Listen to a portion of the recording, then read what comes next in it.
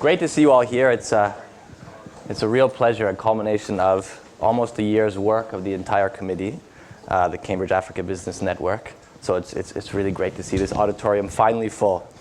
My name is Nathaniel Lowbeer-Lewis. I am one of the co-chairs along with Derek Quant, who you might have met at the entrance. And I'm just going to spend about 2 minutes talking to you because I know you're not here to listen to me. And then we'll get on with the program. So I'm going to tell you a little bit about the Cambridge Africa Business Network, about our theme, and a couple of housekeeping issues. So the Cambridge Africa Business Network, or CABN as we call it, started a year ago, founded by Ncube, who is amongst us today, and a couple other members of the Judge Business School. And the idea was to promote a robust dialogue about business in Africa in Cambridge and abroad. And the idea is to connect students and academics with practitioners and experts, all with an interest or a presence on the African continent. We began with a conference last year. It was very well received. I didn't participate in it, so I can say that with a clear conscience and no conflict of interest.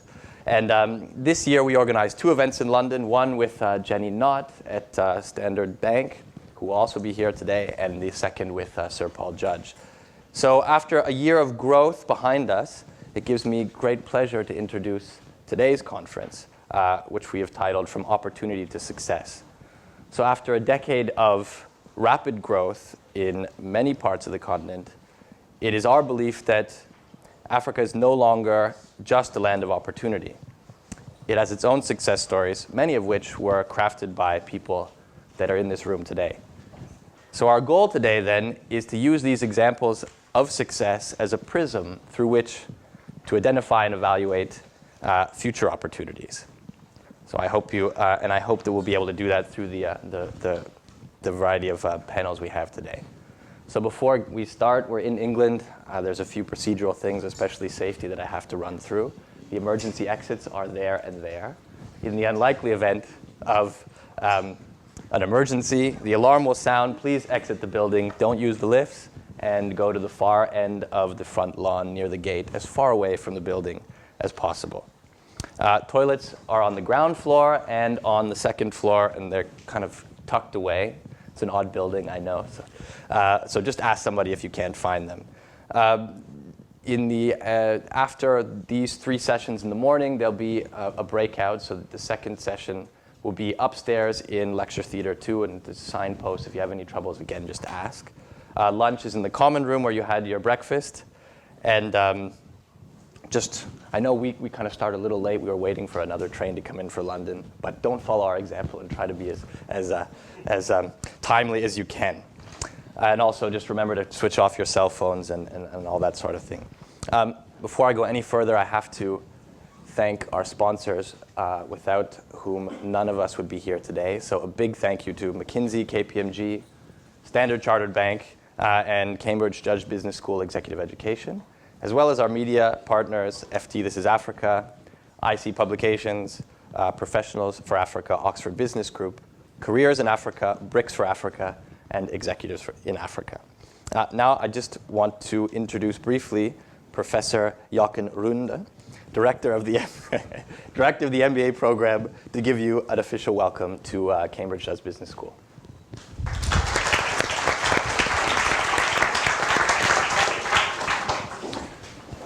Thank you very much, Nate. Nate and I discussed the pronunciation of my name. And I think you get about 9 out of 10. That's pretty good, especially for Cambridge. That's like a good It's wonderful. A huge privilege for me to welcome all of you to this conference. I did the same job last year. Last year's conference was an enormous success, and it's fantastic for the school that this is continuing in this way. And I'd like to congratulate all of the students, a number of them MBA students, but also students from the MFin and from Technology Policy who have put this on again this year. It's a fantastic thing, so thank you on behalf of the school, Nate, for all the work that you've done. Also, a particular privilege for me, I guess I should mention this briefly, it's appropriate in the present context, because I'm an African too, at least or in the heart, but certainly by birth, and so this is a very special thing for me too. As all of you will know, Africa's second biggest continent in the world. It is the home to about 1/6 of the world's population, so 1 billion people. And it is hugely endowed with all kinds of things, massive tradition, rich, very complicated history, enormous mineral resources. And I was just hearing from Mthuli about discoveries over the last 5 years of oil in the Tanzania, in the Madagascar region, which apparently is going to closely rival Qatar. And also, it's a place of staggering beauty. I'm sure that you've all been there and you'll know that. So that is all the good stuff, and it has plenty of it. But it also has a fairly large share of problems, and we know what the problems are, ranging from wars, famine, all the way through to things like simple corruption, to things like inadequate education, inadequate healthcare, and so on. And I mention all this, and this is the context of the present conference, because there's no way that these problems would be solved without a significant contribution from business. And I see this event as something which is highly supportive, very, very important to produce those kinds of results. So from opportunity to success. I wish you a very illuminating and a very enjoyable day. Thank you.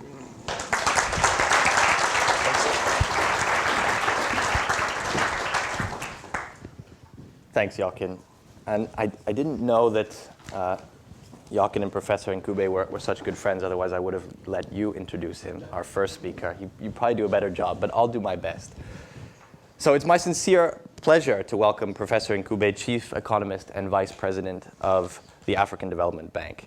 Having spent his career switching seamlessly between business and academia, I hope, he is perfectly placed to provide us with some background on the African growth story.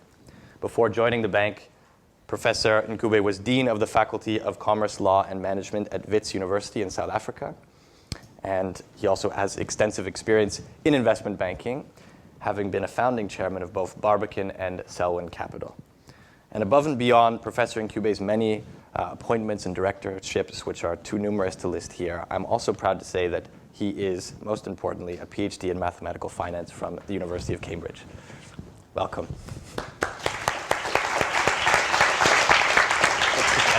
Just a quick note, he's just going to give a talk now, and then he'll be able to take your questions after when he sits on the capstone panel. All right. Thank you very much. Yeah.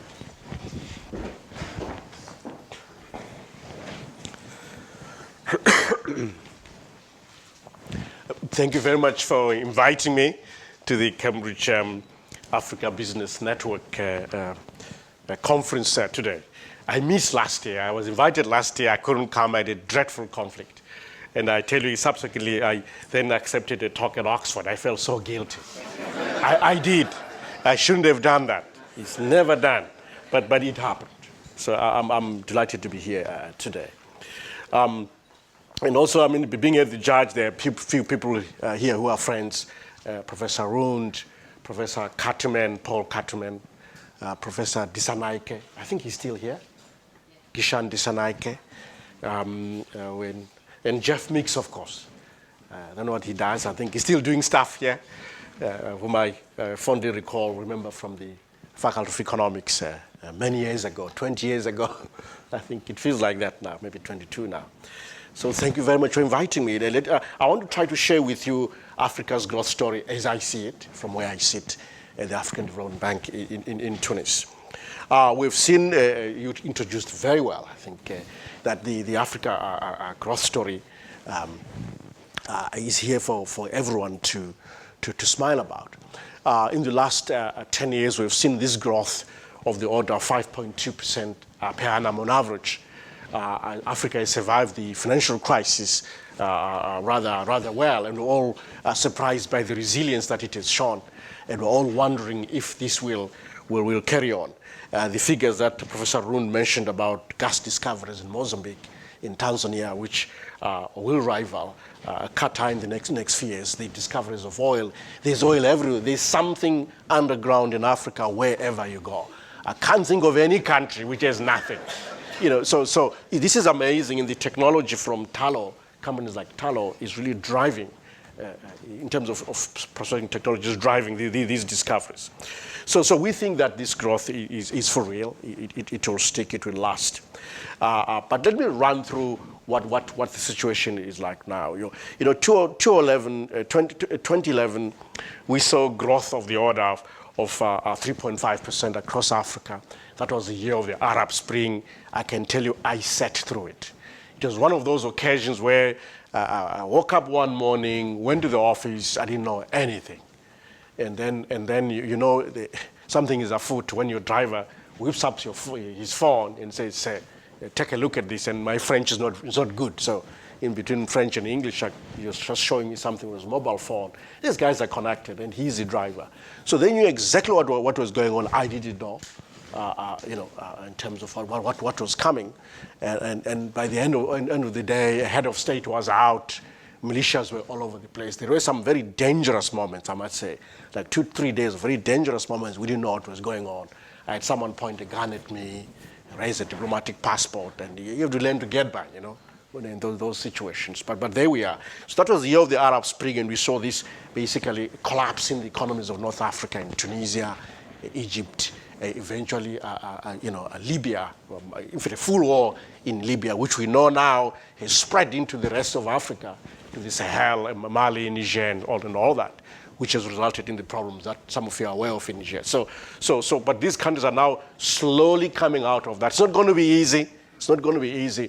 Two things need to happen. We need political stability initially in Tunisia, in Egypt, in Libya, credible constitutional changes, credible elections, and Egypt has gone a step further, and Tunisia is following behind, although Tunisia was ahead.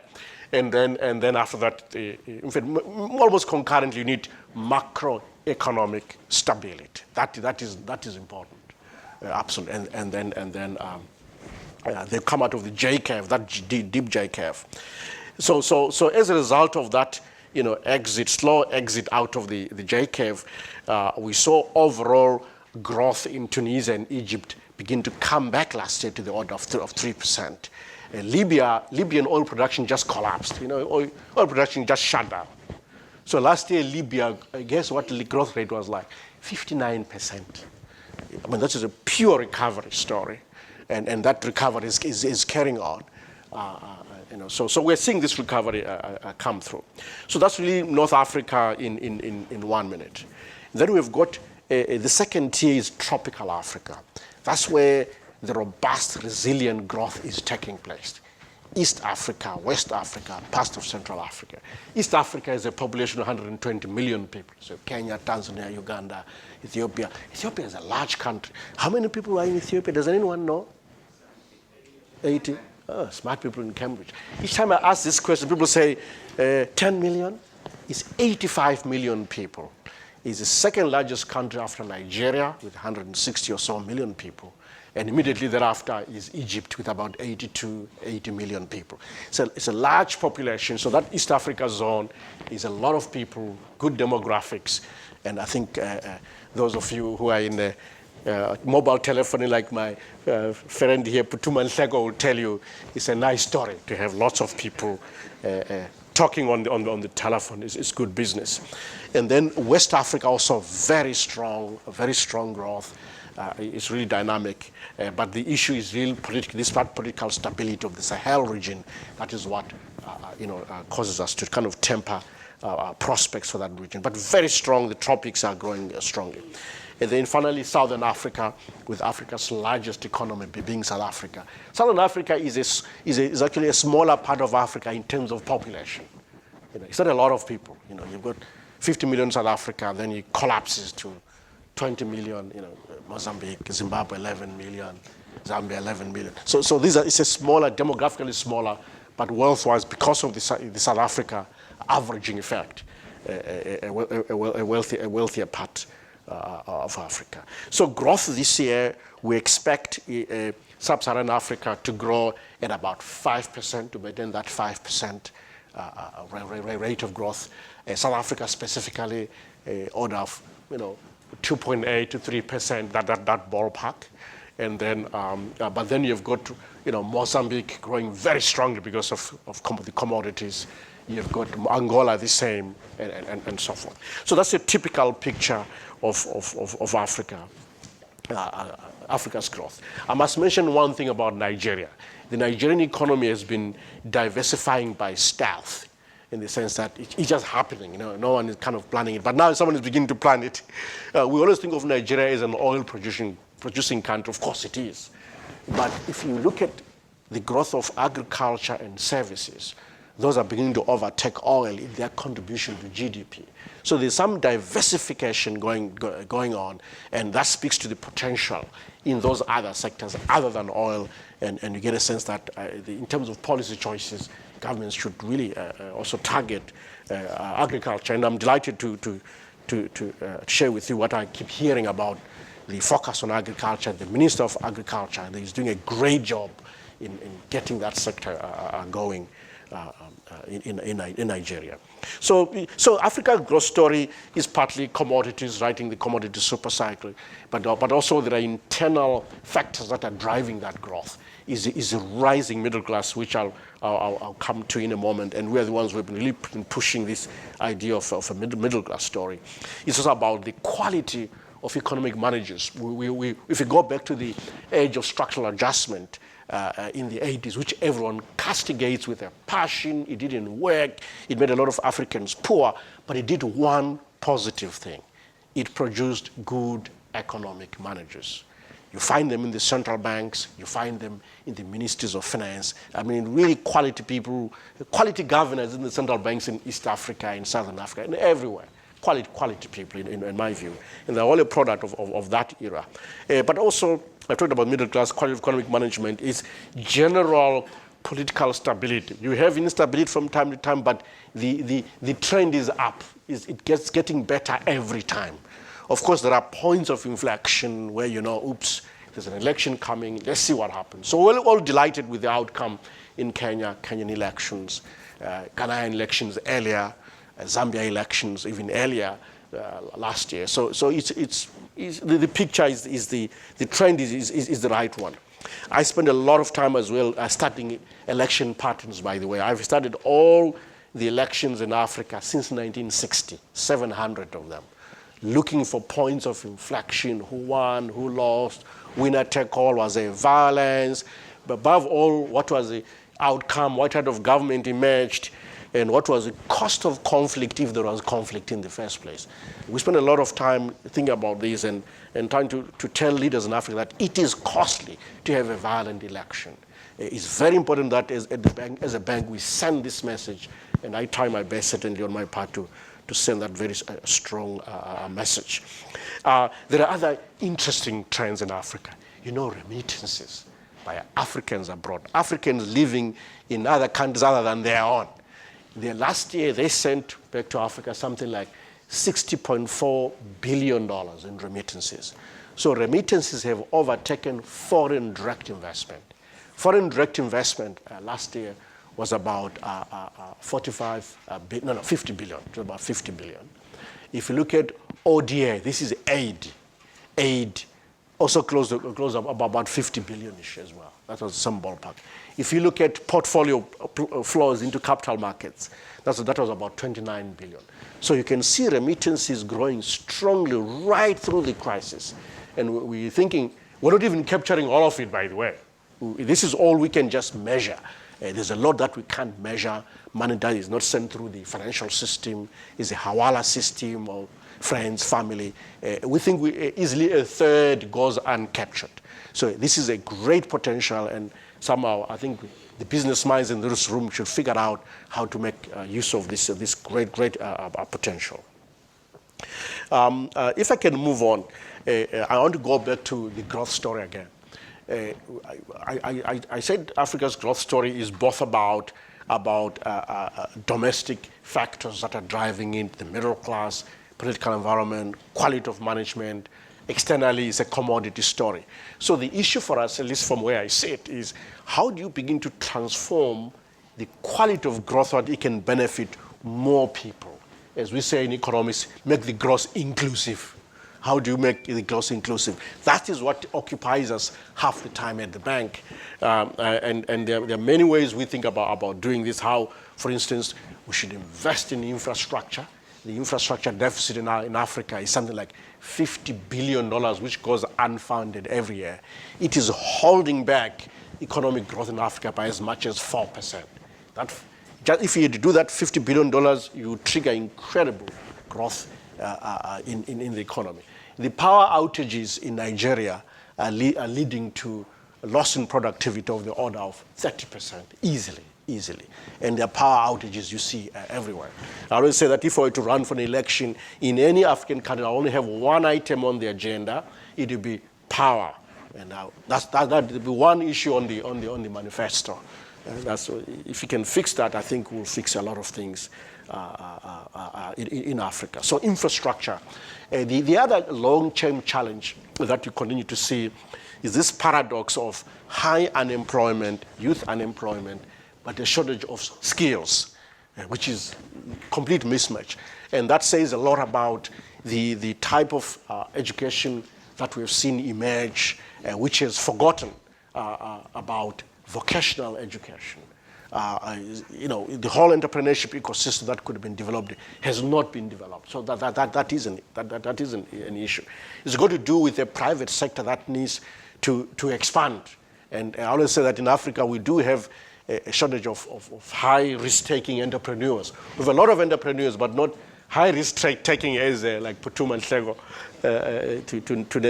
to name a few.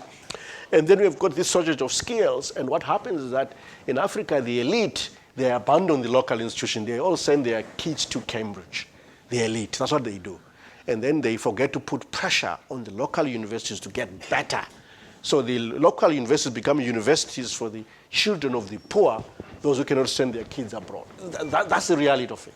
So Africa has to work at fixing education institutions, get vocational education going, to really deal with this skills gap and skills mismatch. But getting that vocational education going is incredible. We did a study just before the revolution in Tunisia on youth unemployment. The government says, if you dare publish that study, you are in trouble. So I put it in the bottom drawer, and we said, do not publish. So the day after the revolution, we pulled it out. So, yeah, we told you, the youth, deal with it. So vocational education is very, very important. The other, and I talked about the private sector, of course. The other area that needs nurturing is the whole issue of the middle class. The middle class in Africa is growing at a rate of 3.2% per annum, and it is driving a good part of what we do. Here, I must make sure that you understand what I mean by middle class. By middle class, I mean the middle of the pyramid. You've got about 300 million people living in that bracket in terms of expenditure per day of $2 to $20 a day. Those between $2 to $4 a day is about 150 million people. That 150 is then the remainder $4 to $20 a day. It's about the middle of the pyramid. It's not really middle class in the way we define it globally. But we've done subsequent work to show that those numbers are credible. We can do it from the demand side and be a real economist, or from the asset ownership side. You still get the same figures of 150 very stable and 150 who can move back and forth into poverty. You have a death in the family or something, they will slip back in poverty. Or you have a war and they lose everything, they have no savings and all of that. But I can tell you that middle of the pyramid is still a big driver of the economy. And most of the people get into the middle class through education, almost through education. That's a big drive. So investing in education is critical for growth of that middle class. The middle class, they are the ones buying the cars. They love debt. And they're the ones who are buying mobile phones. They love to talk a lot. They are buying your television. They're doing what typical middle class people do. Some of them are professionals, so they've got, they're SME owners, practitioners, doctors, lawyers, and so forth. So it is a class that I think Africa should nurture. At the end of the day, it is also a class that becomes the guardians of democracy. eventually. Not that democracy works all the time, but it works most of the time. So we're a firm believer in this middle class. In fact, we are doing a whole book on the dynamics of the middle class in Africa. A whole book, because you can look at it in terms of the bottom of the pyramid if you want, but people move out of the pyramid, they move into the middle, or as a poverty reduction issue. But we've chosen to look at it from a middle class issue because we want to communicate a different message about this middle of the pyramid. So hopefully next year I can send you the book so that during the launch, then you can make use of it. I want to say one thing, last, that Africa should also be seen as a source of global innovation. I think a lot of what has taken place, especially in the mobile banking space, now mobile health, and so many companies in East Africa and West Africa. We've actually produced another report called Silicon Kenya, where we're trying to document all the incredible stories of innovation by young Kenyans. So there's great potential. It's innovate. There's incredible returns to be made in Africa. Africa is on the rise. It's a credible story. It's a story that I think you can all believe in. And I think that the world should stop seeing Africa as something that you sort out. When you've solved the rest of the world's problems, then you deal with Africa. That's not the way to look at Africa anymore. Africa is part and parcel of the global solution to dealing with the current crisis globally. It's a source of demand, a source of natural resources. And the Chinese have figured it out. Everyone else took so long to figure it out. So it's a new Africa. It's an Africa that I think I'm enthusiastic about, and I think you should share that enthusiasm with me. Thank you very much.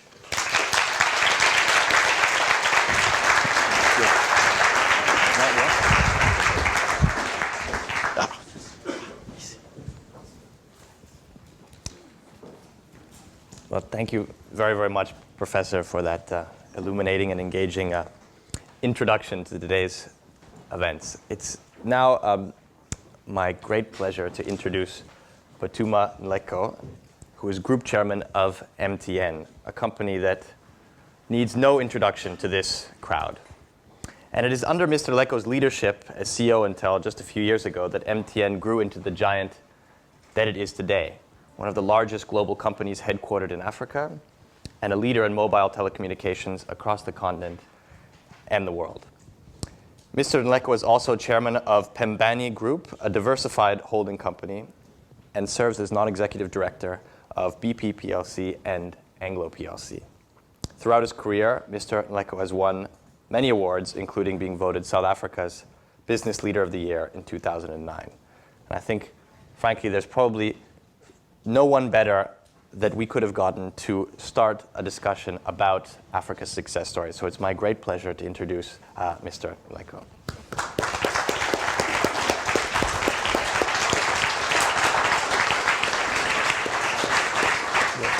Will you take some questions?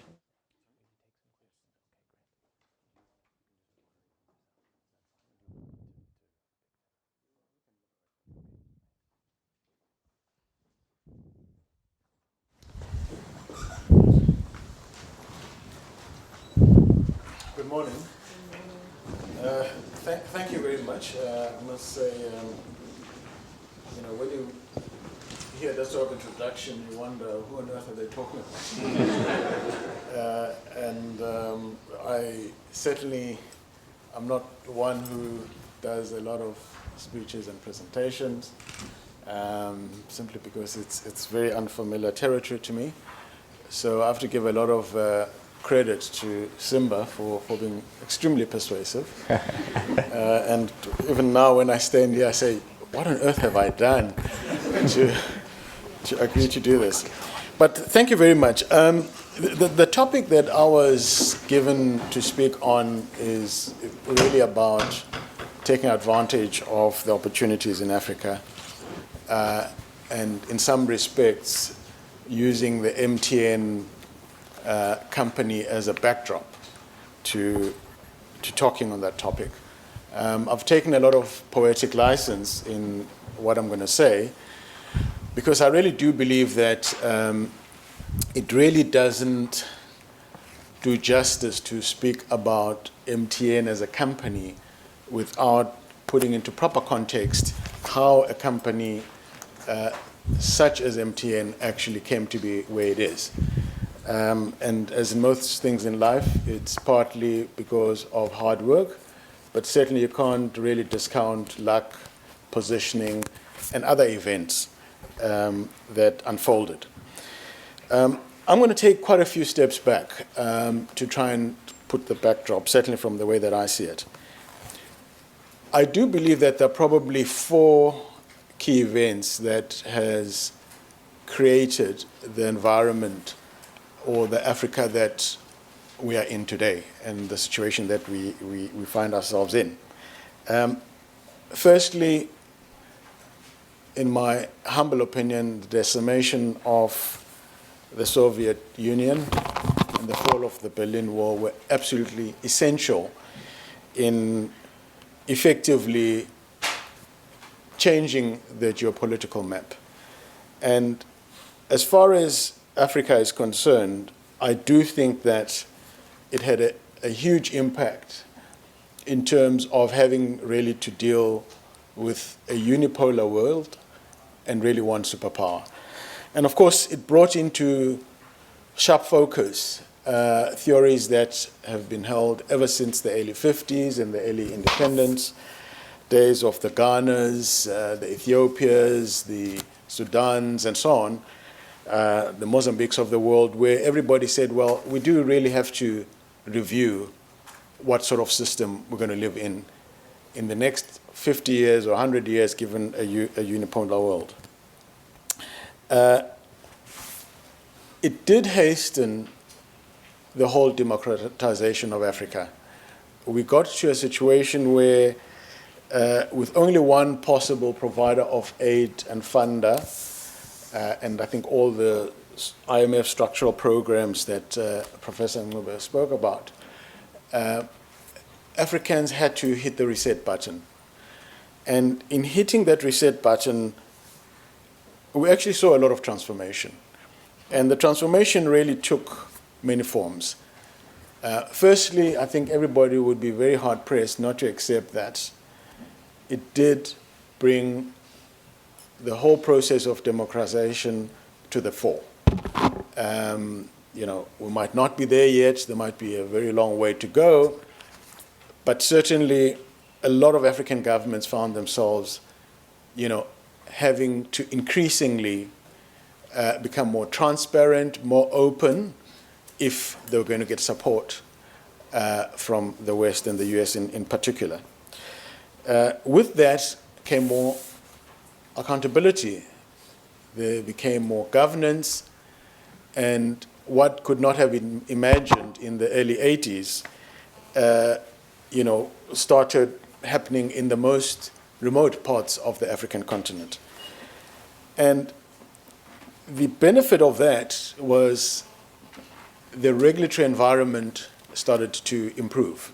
I will talk about Nigeria, for instance, which was one of the significant countries where MTN secured a mobile license. But nevertheless, suffice to say that the huge change in geopolitics between the superpowers and the end of the Cold War was a very, very important stimulant in how African governments, began to change.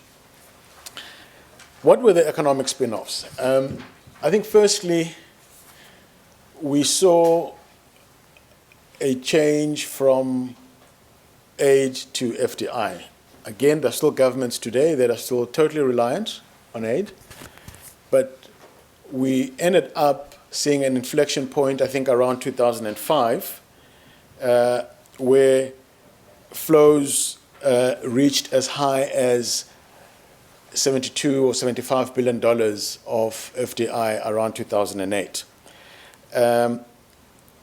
Of course, the IMF programs were in some respects quite humiliating as well, and I think that had also a very big impact in getting African governments to say, we really need to reposition ourselves to be self-sufficient.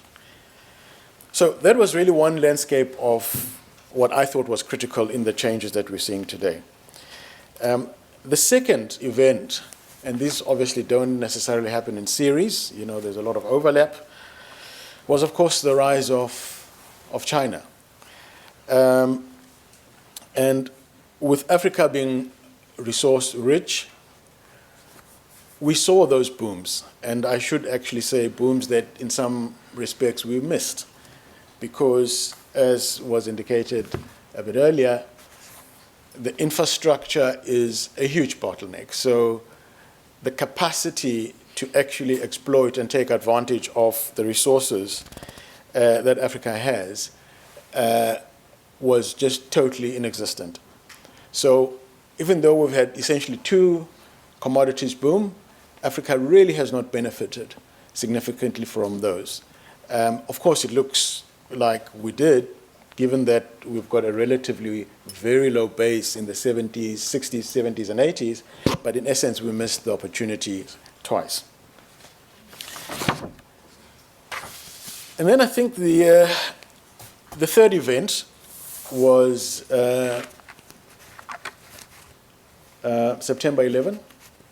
I think September 11 was a further tectonic shift, primarily from an energy perspective. In other words, the way that the US in particular became far more clear in their own minds that they could not be totally reliant on the Middle East for energy, or exclusively rather. And you saw oil production in Africa go from around 2% to almost 11% of global oil production. The Talos of the world, which is a very interesting story, which I was personally involved in at the beginning, is just a classical case of really what has happened in the last sort of 15 years. The discoveries off the coast of Mozambique, Tanzania, and of course inland in Uganda and probably soon in the DRC, are very transformative. They are very transformative in terms of the base that this continent can, then leverage. And then I think the fourth and final event, which is obviously far more recent, is the financial meltdown in 2008. As life would have it, the hard structural programs, the debt write-off, which was, I think, promoted quite significantly by President Mbeki and President Obasanjo and other African leaders, did a lot to repair those balance sheets. And of course, when the financial crisis happened, all of a sudden, the African governments, in terms of their fiscus, looked in a much stronger position than a lot of European countries. And I always like to make the joke that, Angola could actually lend Portugal quite a few bobs to keep them going, all right? So a huge change of fortune for this continent. So that is really the backdrop. Now, where does a company like MTN fit into all of this? I think firstly, MTN is a product of, shall I say, the settlement in South Africa. It's a dividend of that, in the sense that MTN started off in 1994 and was really one of two companies to get a mobile license. Today, MTN is over $35 billion in market cap and over 200 million subscribers. We are in 21 countries, starting in South Africa all the way to Afghanistan. And the essence of the question is, well, what were the key elements that enabled us to be able to achieve, all of that? I think the first element I've just spoken about, which is the transformation of Africa in the last 20 years. But I think secondly, there was a huge ambition to position ourselves as an African player. And I know people always make fun of strategy, and whenever, to most companies you say it's head of strategy, it's always, well, what does that person actually do? And sometimes it's actually even part halfway through for you to be thrown out the door. But we actually consciously sat down in Livingstone, Zambia, I think it was 2003, and took a view that we've had great growth in South Africa. Even then, we totally underestimated what the growth is. We were just 1 year into Nigeria, but it was quite clear that if we wanted to maintain a 30-40% EBITDA growth each year, we had to do something very radical. So we sat down for 3 days and said, well, what is that radical move? And in doing the analysis, we then realized that, quite frankly, outside South Africa and Nigeria on their own, unless we're able to get, let's say, into Egypt and Algeria and so on, we had to think much wider if we were actually going to maintain this growth and move away from seeing ourselves as a narrow South African company, or African company for that matter. So we put together a team of people who were expertise, finance, mobile, technical, and so on from around the world. And they really spent 3 months taking every single country in the emerging market, because there was no point in us going to Sweden. I don't think we're going to make money in Sweden. And really assessing all those countries in terms of what is a potential return for a mobile entry like ourselves. Population, penetration, funds, and so on. And to cut the long story short, we ended up with a list of about 10, totally prioritized, and we said, okay, what do we really need to actually pursue these licenses? What sort of capacity do you need? How many engineers do you need? How many finance people that we need, and so on? And the rest is really history, in the sense that that plan that was hatched in Livingstone, Zambia in 2002, we have followed for essentially the last 12 years. Shortly after we completed the plan, Saudi Arabia and Iran happened to be the places that were issuing new licenses. We bid for both of them. The one in Iran was won by Etisalat. And Turkcell first won the one in Iran, and then after they couldn't fulfill, we were brought in and we became the player. And the rest just continued. We went into Zambia, we went into Ghana, we went into Cote d'Ivoire, and so on. So it was, in essence, following a plan that was well hashed out, well thought out, as opposed to waking up every morning and saying, what do we do next? Maybe I should take a few minutes and talk about Nigeria, because I think Nigeria is one country that has got all the attributes of my earlier picture.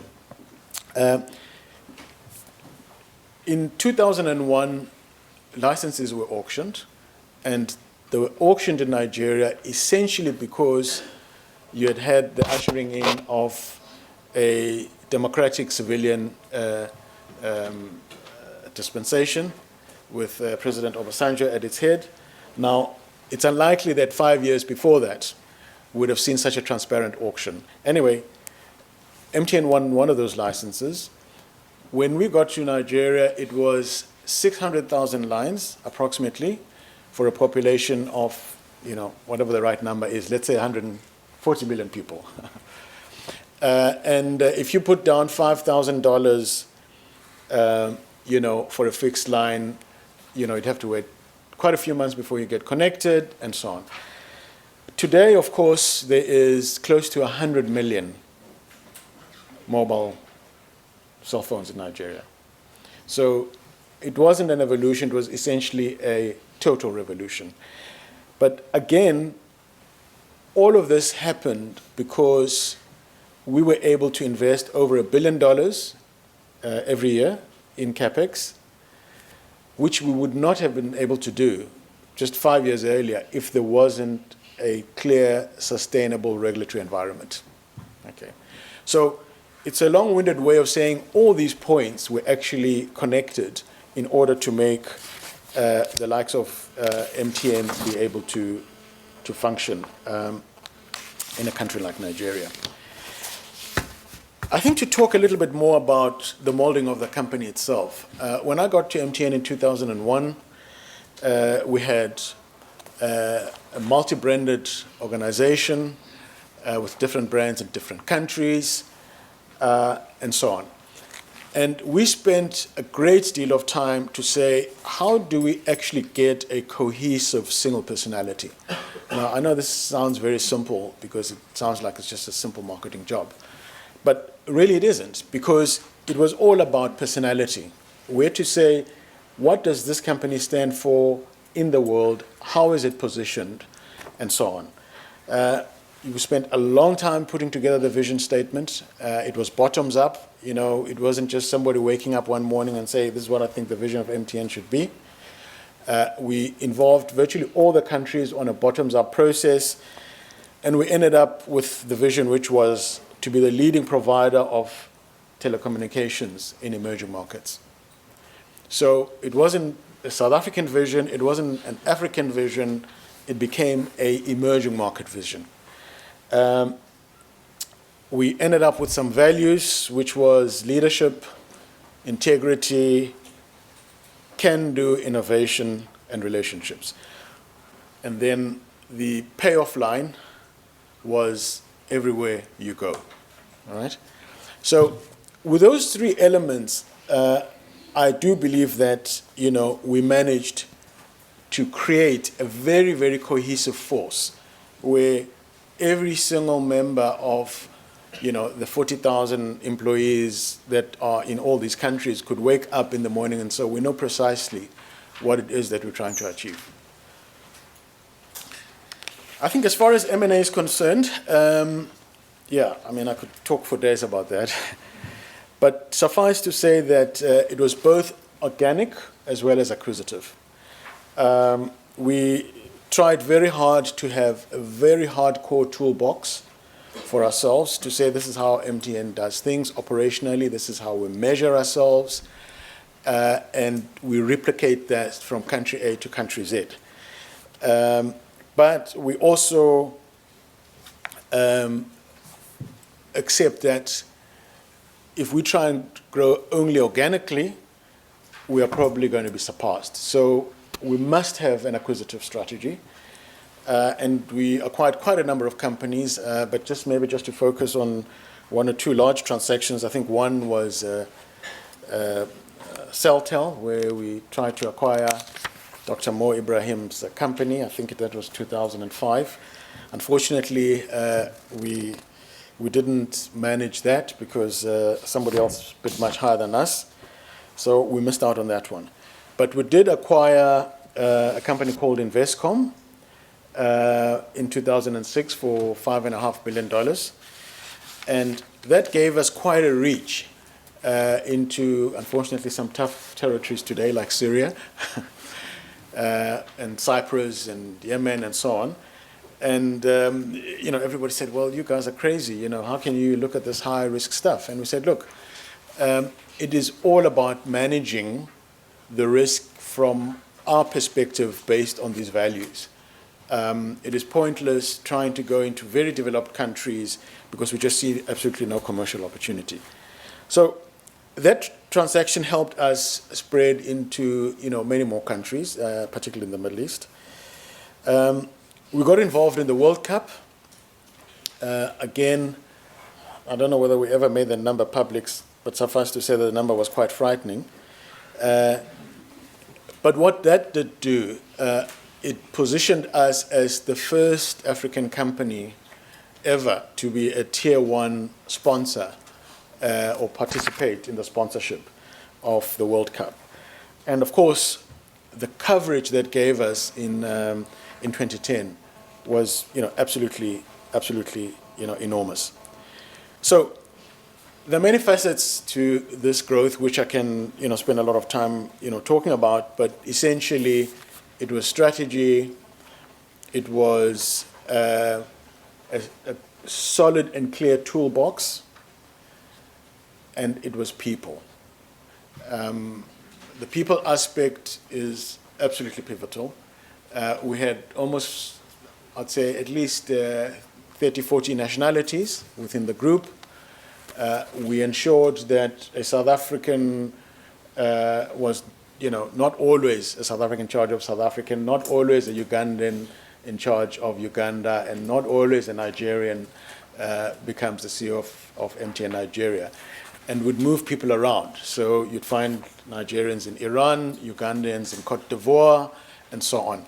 And in my opinion, that was a very, very, very important policy, because what it did is it took a company that came out of South Africa with very South African DNA and created a MTN DNA, which consisted of many nationalities from very, very, very different countries. So you'd have, Pakistanis, working for MTN, running, the Afghanistan network, and so on. So people was a very, very, very, key aspect, coming out of that can-do, approach.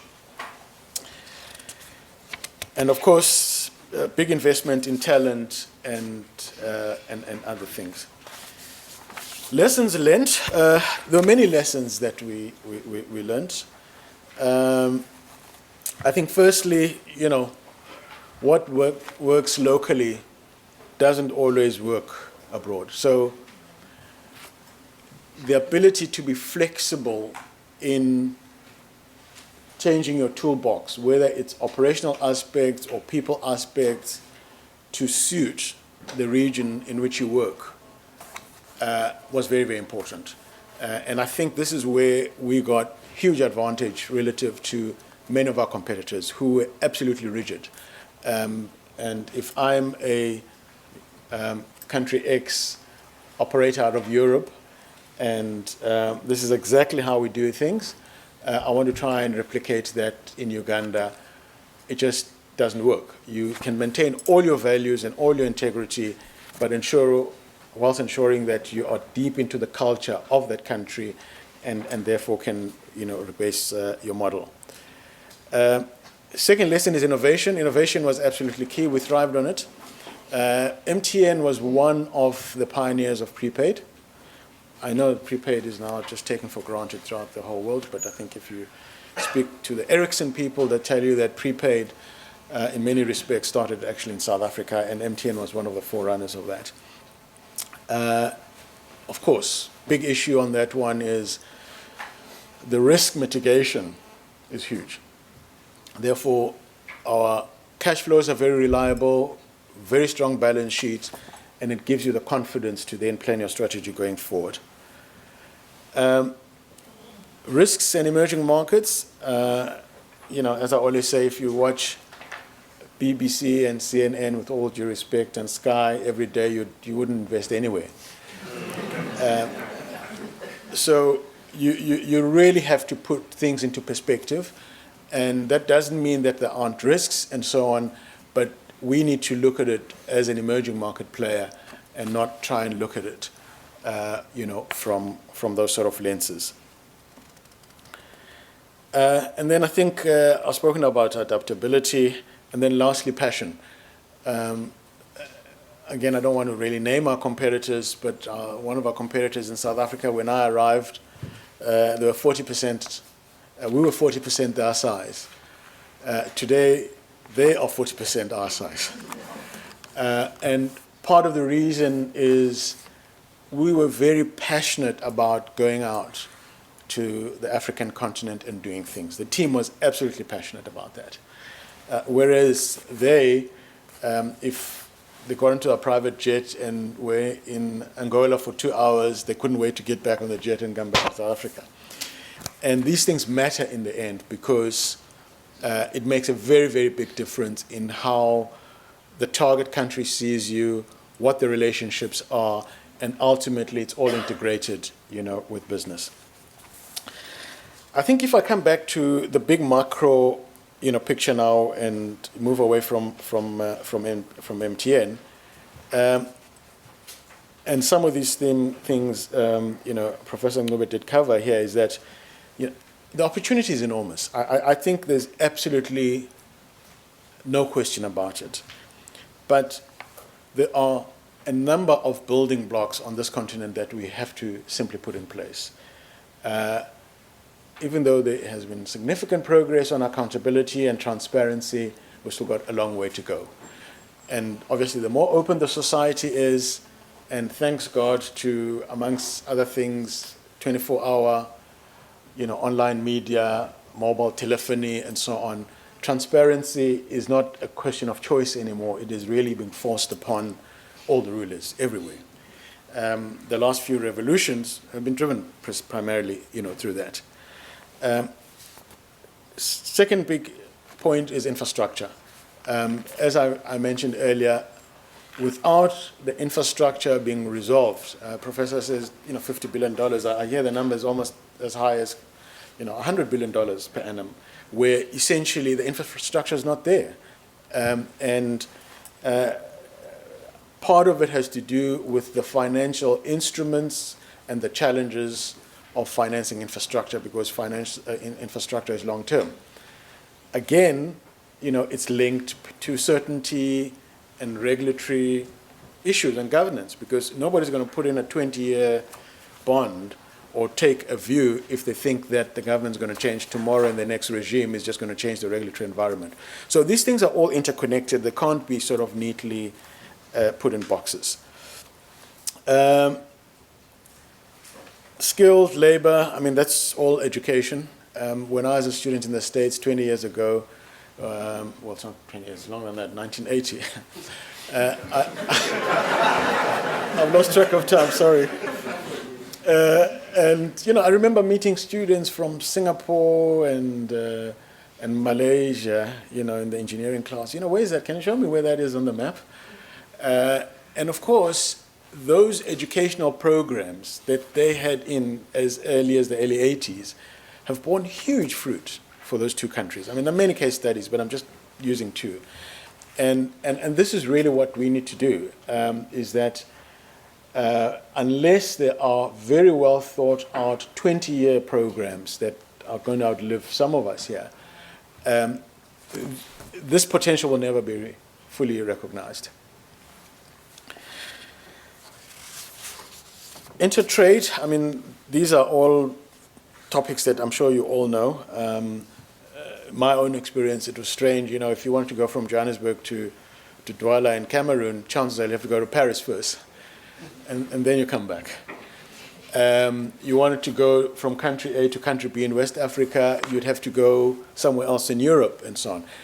Okay, maybe it's not as bad today, you've got Emirates and everybody starting to see the game, but it is a fundamental disadvantage to say that mobility to increase commerce in these countries has to be changed. So those are things that I think everybody looks at. Demographics is all on our side. If you forget about what people did in Berlin and all the borders they've drawn, it's actually 800 million people or more, with probably the youngest useful profile demographically. And for us in mobile, it's been a godsend, because the aspiration of that youth that becomes the middle class is just as ambitious as anywhere else. A kid that's 13, 14 years in Kampala wants exactly what a kid that is 13, 14 years wants in Beijing. And the interconnectivity is driving a huge drift upwards. And I wouldn't like to call it materialism, because that becomes a bit negative, but essentially it's the whole notion of the middle class, which is absolutely essential for us to moving forward. I think if one then comes really to a conclusion here, there may be 4 points that I want to mention. The first one is that I personally very strongly believe that you have to look to the past to redefine your future all the time, because there is no continent or a group of people that can retransform themselves without having a strong confidence of their past. And I know these are very controversial topics that people can debate, back and forth. And one of the things that I've always felt strongly about is the drawing of a neat line between sub-Saharan Africa and North Africa. And I'm saying, yes, this is a combined history. Certain parts of the continent did certain things that are important in how Africa sees itself. But that imagery is absolutely essential for us, going forward. I dare say even China, in the height of, the Communist Party, always drew back on Confucianism to reposition themselves mentally for doing some of the things that they're doing today. So I think for Africa that is absolutely pivotal.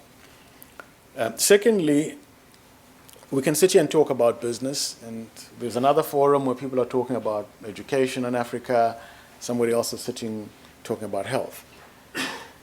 The reality is that it's all totally integrated. When that tide rises, it needs to rise with all the boats. And one of those features for me is media. Because, I said some very kind words about BBC and Sky and CNN. But it is true in the sense that their reflection of us is totally misplaced. There is a huge thriving middle class, or shall I say massively growing middle class in Africa. But you'll never see it on these global networks. All you ever see is the poverty and so on. So if we have got any chance of achieving any of these ambitions, we do start needing media that reflects on a global basis Africa's own aspirations. I guess that's a business plan for somebody else, but I think it's an absolutely fantastic opportunity. In fact, I recall when Ted Turner started CNN, I was 20 years old in the US, and I think he came of one of the regions and he owed $1 billion, and it was, he'll never pay this money back. But today, heads of states watch CNN to make certain decisions, right? So I think it's all about imagery, and I think it's absolutely essential that we have this to reflect ourselves. So in short, I'm just saying that there are a number of strands that are there to take full advantage of this historic opportunity. The students and the people that are in this room, I wish I had this opportunity in 1980. I didn't, because at that stage, you say Africa, well, you even say country X, you say, is that out of state? Where's that, Today, at least, we are on the rise. The hopeless continent headline, which I think came from The Economist, if those remember that publication, has changed. And our responsibility really, and MTN is just one little dot, it's just an example. You need 50 MTNs. Just or maybe a demonstration on what actually can be achieved if we go to the rising of the tide philosophy as opposed to looking at things in pigeonholes. So that, in short, is my view of life. I know that this might not be what you expected, but Simba said, just talk to the people, don't read a long speech, and that's really what I've tried to do. So thank you very much. Thank you so much. So you can take a few questions? Great. So for someone who's just completed or almost completed an MBA, I think he touched on strategy, finance, marketing. It was great. So Mr. Nhleko has graciously agreed to accept a few questions. We have about 5 minutes. So if you could just keep it brief and state who you are. And I think there's one over there. And we'll bring the microphone to you.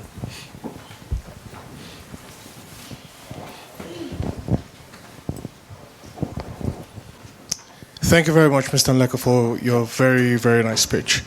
So you talked a lot about infrastructure, Yes. and I was very fortunate to be one of the people that worked at MTN in 2003 in Nigeria, and I know you made a huge impact.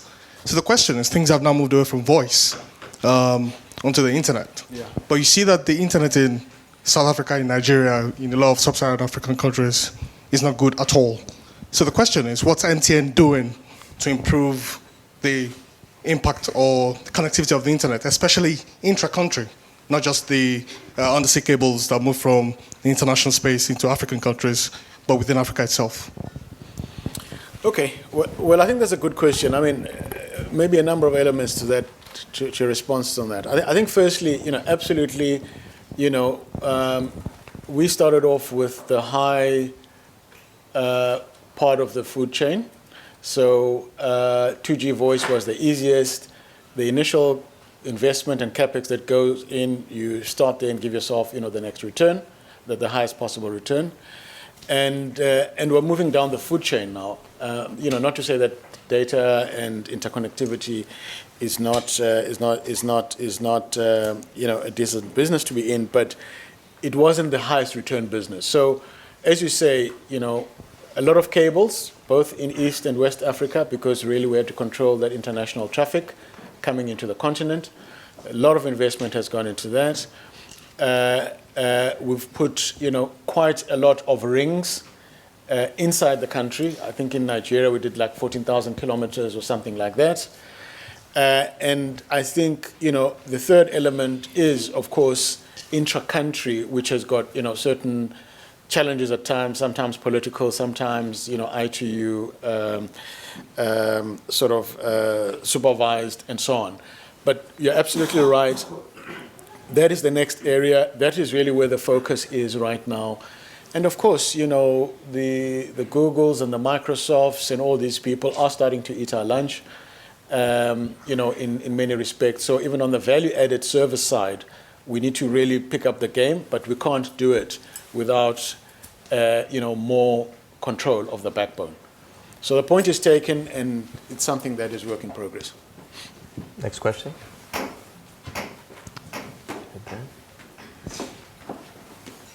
Thanks. Right there.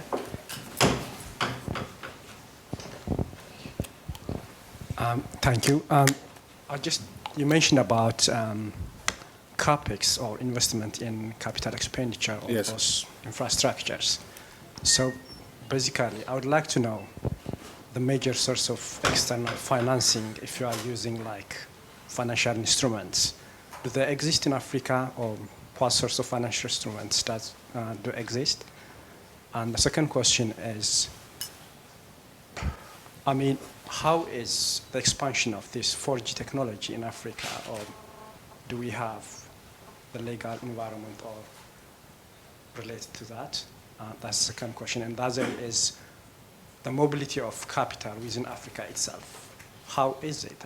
How it looks like. And finally, mobility of skill. I think that's probably enough. I'm curious to know about this because, we always mention that Africa should attract skill from the West, also foreign direct investment from the West. But, I'm thinking maybe there Okay, I think in the essence of time, we got to. Okay. Thank you. All right. I'll try and remember those. One thing for sure is that you know how to get your return on investment. It's looked like 4-1 at the moment. I think your first question, clearly, the countries vary. South Africa, as an example, has got a very sophisticated financial system, right, relative to, let's say, certain countries. And therefore, raising capital was much easier. There are a lot of sophisticated instruments right up to, dealing in derivatives and so on. So you had the spread of instruments that allowed a company like MTN to fund itself, starting out of the blocks. But even MTN struggled. We don't have enough time now. There was a time, that wasn't during my time, but shortly after 94, I think 96, 98, they were actually looking at going bankrupt, whether you believe it or not. And they had to recapitalize, themselves. But obviously, once you get the momentum, then you've got enough liquidity and a strong enough balance sheet to fund your own capex going forward. Unless, of course, you're doing a major acquisition, in which case, you'll need external finance. So I think that's the answer to that question. Take a country like Nigeria again. I think people really underestimate the depth of the liquidity in the Nigerian market, just amongst the Nigerian banks, right? They might not have, instruments that are very sophisticated, let's say, on the derivatives end of financial instruments, but, MTN Nigeria could go into the market and 3 weeks finance itself on $2 billion worth of new funding, all right? If you take, maybe, let's say, let me use Ethiopia as an example. Ethiopia, where the banks have been very, ring-fenced in, maybe the market is not as developed. But as was mentioned earlier, with over 80 million people, once that opens up, I have no question in my mind that the market will mature and develop very, very quickly.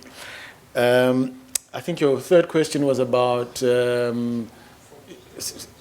technology and and how do we sustain ourselves? Yeah, specifically about this 4G. Oh, 4G, yeah. Let me tell you one thing that I've never really been at peace with myself is that we had engineers who were always selling us something in the company, all right? As soon as you finish 2.5G, they say, no, this is already, backward. We need to spend another X billion dollars for 3G. This is the best thing, etc. Then you spend money on 3G. Halfway through that, no, there's now 4G. If we don't do this, Phuthuma, we're going to be way behind. We're going to regret it, etc., etc. So somehow, as I hate to admit, they always win because they always put the fear factor in us. So 4G has to happen because, to answer the gentleman's question at the back there, that honestly, if the next space is going to be data, it's going to be value-added services, it's going to be applications, and so on, you need the speed, right? And therefore, you're going to need that 4G, and you're going to need that ubiquitous connectivity, throughout. So I think I answered all your questions. Unfortunately, I think we have time for one more brief question. Okay, maybe take 3 and then close. You've got 3? 2 or 2. Okay, Yeah, just 2. Okay, 2. So All right. up there at the top, and then perhaps down here. Yeah. I can speak loudly. Huh? Yeah. Mr. Phuthuma, you've traveled extensively in Africa. Yeah. You've dealt with a lot of governments. Yeah. Is there an equivalent rising class, middle class of administrators, public administrators, politicians, and bureaucrats? Or is it only just the business sector that is trying to improve? No, the answer is yes. No, there definitely is. Now, it obviously varies from country to country. I mean, to give you an example, a month ago, I went to Mozambique. We were looking at a number of things there to do with infrastructure.